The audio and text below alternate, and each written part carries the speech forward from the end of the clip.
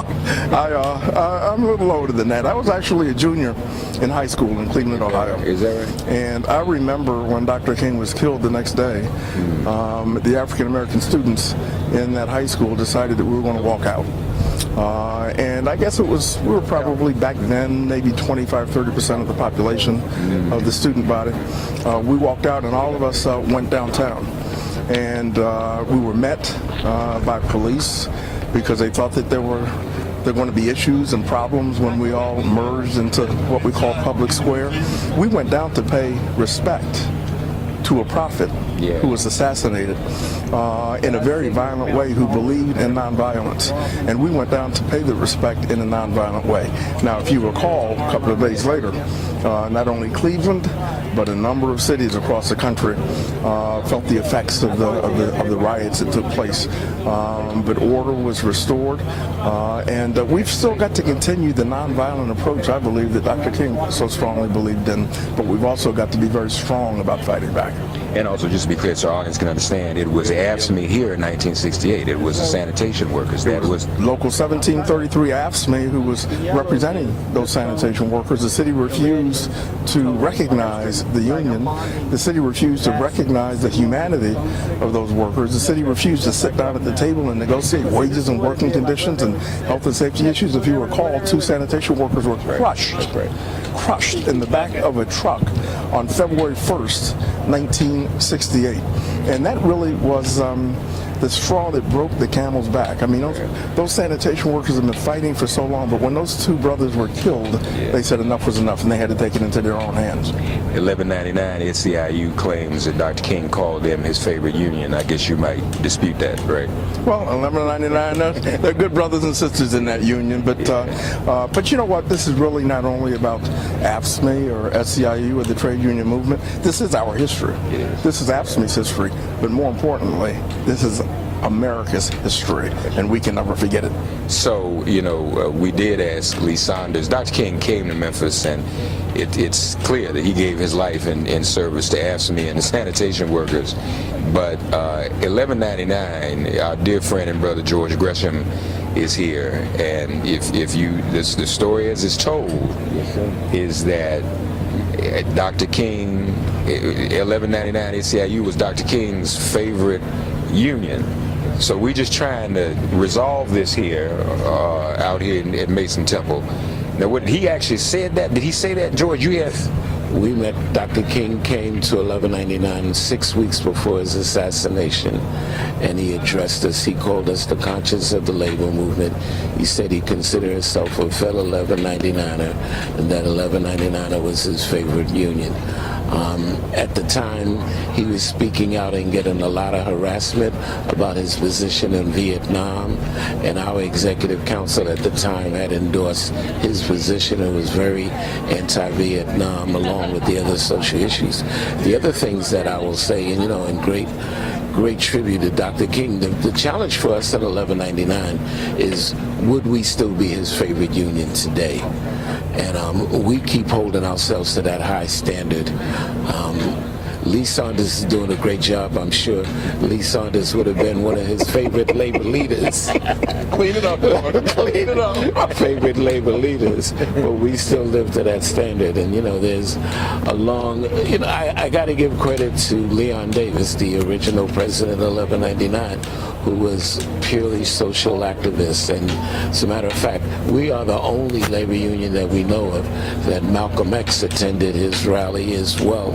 And I have a poster in my office with Malcolm X, A. Philip Randolph, Dr. King, all there to celebrate 1199. So we're not in competition with AFSCME.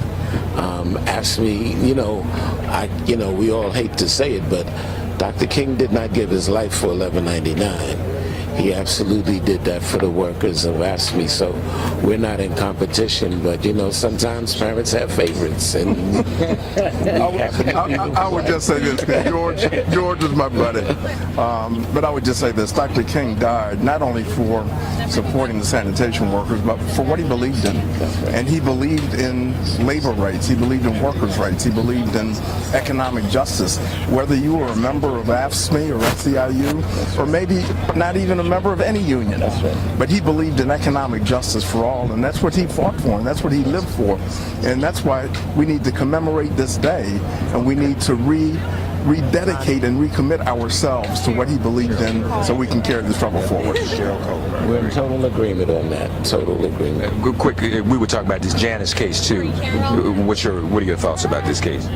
Well, I think that labor movement, we have to work together on this. If this decision comes down as it is anticipated, while we represent private sector workers, we don't live on an island. If they come after the public sector workers, we're next. And taking away the freedom and the right for workers to defend themselves, it's outrageous. This is something that I know, Dr. King, and anyone that is fair-minded that thinks about working people, this is a law that is going to be passed down to hurt working people, to take away our voices on the job, and we can't stand by and allow this to happen. One, we lost this through elections. We're going to have to win it back through elections, and we're going to have to pay attention. We can't sleep on this. I know the difference that the union made with my family when my father became a union member. All of a sudden, we didn't have to wait every night to see what Dad would bring home because we had regular pay. And the dignity that comes with being a part of the union is priceless. And we just can't let the corporate interests take this away. So we in the labor movement, this is not a public sector problem. This is a workers' problem, whether you're union or not union. But I stand with Lee and all of the public sector workers, do all we can to fight back against this Janus decision. And lastly, George, because I asked Lee, where were you 50 years ago? Wow, I was in junior high school. I remember, certain things you never forget in life. And I remember, unfortunately, in the Bronx at that time, there was a lot of folks going around beating up every white person that they could see. And I truly remember this story that one of my classmates was being attacked by this gang that was known, I won't mention their name now, but because of the neighborhood that I was from, they were familiar with me. And they had one of my classmates, a white person, down on the ground stomping his head. And I went to the leader and said, can you just get off him? He had nothing to do with Dr. King's assassination. And he said to him in real anger, he said, George has saved your life. And I remember the kind of tension and the kind of loss. Me, myself, I didn't know what to believe in at that moment. I so much wanted to hold on to the nonviolent creed that we had said, but it just seemed frustrated to me at that moment. And, I think that was a changing moment for a lot of us. But, we had to keep not only Dr. King's dream alive, but we had to keep his vision alive of what we can do. And so we adopted the nonviolent philosophy, and we're going to hold on to it because we're stronger than them. George Gresham and Lee Saunders, two giants in the labor movement, two brothers carrying on the torch of and the baton of A. Philip Randolph has been handed to them, and as you can see, they represent a constituency that is most impacted by labor issues. And we know, when it comes to service employees, when it comes to government employees, many of them, if not the majority, are still people who look like us, because those are the options we have in terms of work. So it's critical in the government and in the service employees that we have representation, that not be taken away, folks. That's why we've been talking about this Janus case. And if it had not, there would be no such thing as a black middle class if it weren't for organized labor. There wouldn't be such thing as a brown middle class. And we're still really in the first generation of a black middle class. This is not, 8, 9, 10 generations. We're the first, at most the second, but I would say probably the first generation, just really in the past 50 or so years. So what they're doing is important. Support organized labor, help them. Let's get behind this. Let's continue. And if we're really going to continue Dr. King's work and what he believed in, he did give his life in an organized labor movement. That's what this was. It was clear these brothers, they had no representation. They were being dissed, and he said, I'm going to go right down here and immerse myself in this struggle. So this is very, very important, and we're thankful to them. There can be no delineation between the civil rights movement and organized labor. So thank you, brothers. Appreciate you both. All right, thank you. All right. Folks, we are here in Memphis. You just heard our interview with Lee Saunders and George Gresham. George Gresham of 1199, Lee Saunders of AFSCME. We've got a guest joining us now as we're here right now in front of the National Civil Rights Museum at the Lorraine Motel. Cheryl Cole, who was helping us a couple of years ago do some organizing for our annual Selma Jubilee, joins us. And folks, let me not forget to mention, we are now streaming on Facebook, Twitter, and YouTube. Make it plain so you can look at us here and actually see behind us the balcony, the stage being set up for the program, and the bell ringing on tonight. You can see the museum right behind me as the sun literally right now is coming up over Memphis. So you're here with us for sunrise. But as I was saying, Cheryl Cole has been is a friend, and she's been commissioned by the museum for a very special project. First of all, good morning, Cheryl. How are you? I'm freezing. How are you? It's cold out here. It's a little chilly in Memphis. Where's your coat? I thought I had one, but I thought, being with you, I should just... I still got my coat on. I'm not taking mine off. So what is the museum commissioned you to do? Well, what I have here is called the Memphis Events Calendar, and it is a salute to MLK 50. The museum saw the calendar that I did last year, so they asked me to make the theme this year MLK 50, and so it's filled with history. It has all of the dates for when things happen, like the March in Selma. All 3 attempts to march, from Bloody Sunday, Turnaround Tuesday, speaking of Selma, and then it has some great photographs included as well, where the Kings were marching and their trip. It had a great photograph of inside the jail in Birmingham. But the main thing that I want people to know is that it has not just what happened, but why it happened. For example, talking about the sanitation workers, it tells you why the sanitation workers went on strike. What was that spark that, turned the corner for them?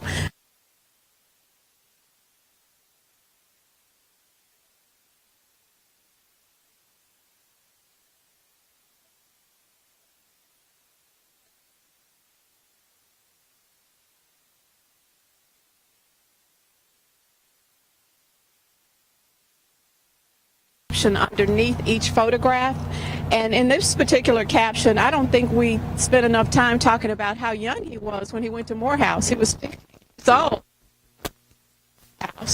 And those are the kinds of things that I think family members can share with the calendar. I also made a point to put movies in here. So the untold story of Emmett Till is in here with his mom in there, talking about what actually occurred. Okay. So how this calendar will benefit the museum? Part of the proceeds for the calendar will go to the museum, and in addition to that, I'm also providing part of the proceeds to churches that want to sell the calendar, to share it with their congregation so that they can use it. I'm asking them to do it as a fundraiser so that they can do something in their schools. They say, where do we go from here? And I say, where do we go from here is education, to know our history.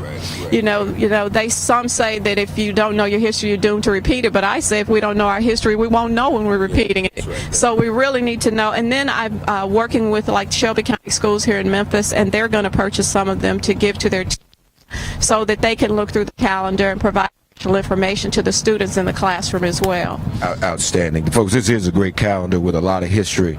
And how can people get it? Is there a website people can go to? They can go to memphiseventscalendar.com. It's up and live right now, and just go there and they can learn more about it, see more of the photographs, and learn more about the struggle and the history. And the main thing is share it so that these young people, long after we're gone, they need to know their history so that they can pass it on to the next generation. It's very important. Indeed.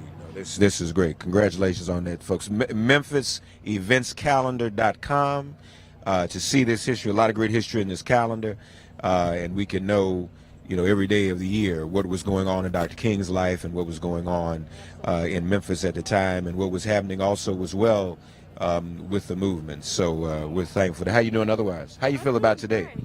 Were you born yet 50 years ago?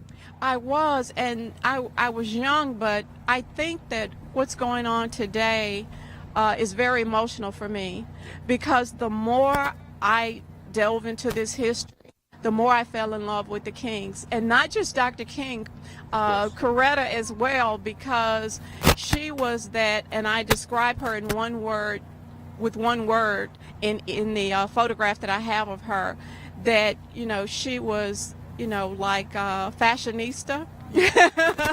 She was brave, she was grieved, she was a mother, and she was a dreamer. So call the family the first family of so expected to be a little emotional, because the more history you learn about what he went through. There's one story that I ran across where at one time he got this phone call. I'm sure you've heard about it, and it was late at night, and they were telling him so long you get out of town. And he went in the kitchen and he said that prayer, and it turned everything around. So he knew fear, but he also knew God, and he had a strong faith. And so I just feel this debt of gratitude that comes on me sometime, knowing the sacrifice that they made. And then his mom being killed, shortly after that at church. I mean, the entire family. And then the kids, you think about them, they lost their father. And there were times when he wasn't home with them for, I'm sure, special occasions. I think we owe them a debt of gratitude, too. Of course. So it's emotional today. Yeah, it is. It is. Cheryl, thank you. MemphisEventsCalendar.com. MemphisEventsCalendar.com. Thank you. Thank you. All right, wonderful calendar. All right, folks, we're live here, National Civil Rights Museum at the Lorraine Motel. We're going to take a quick commercial break, pay a couple of bills. We'll come right back. Martin Luther King III, I had an opportunity to speak with him on yesterday as well. So when we come back, we will hear my conversation with Martin Luther King III. Sirius XM Progress, Resistance Radio. I am 2018, MLK 50, live from Memphis. This is MIP. Everywhere is war.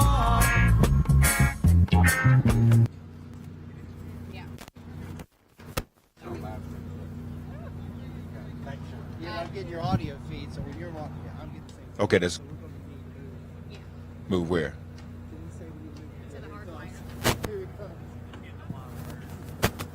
Is it? Okay, we're at with 2 minutes. We should have you come back over to the broadcast area. So, I mean, your call. That's what Doug's saying. Y'all do whatever you want. What if we move back close to the head? That might help. I can't. Right. But it kept dropping out, so I'm just letting you know. I mean, for whatever reason he was talking about, your radio, your mic kept dropping out, so you get closer to the. Okay, well, let's move over here and see if we got Alright, he's gonna play. No, we're trying to. But she's in the way now. Great. Yeah, what's great? Oh, great. Outstanding. Alright, so he's gonna play Martin.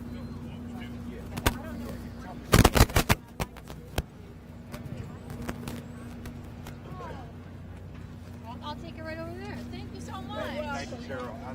Need me to grab that for you? No, we'll be good. I'm out with dropping the break. He's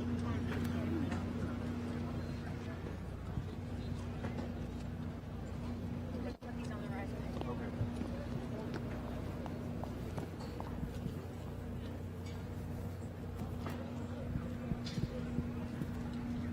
And hold it. Let me ask you this. Do you want to do here, or you want to get even closer and go down there? But the idea is to get as close to them as possible. Well, let's move it right over here. Okay. Because you can still frame the shot, right?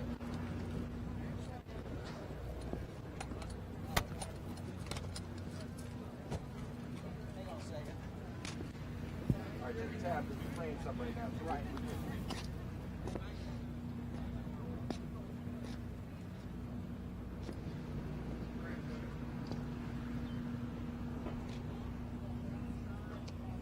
Right over here. Okay. Because you can still frame the shot, right?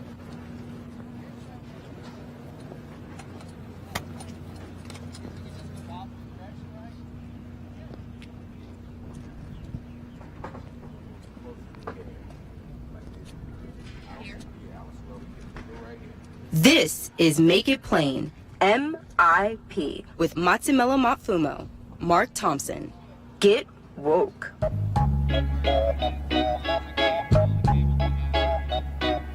50 years ago tonight, my friend's father spoke here at Mason Temple, Martin Luther King III. First of all, brother, God bless you. Thank you. Good to see you.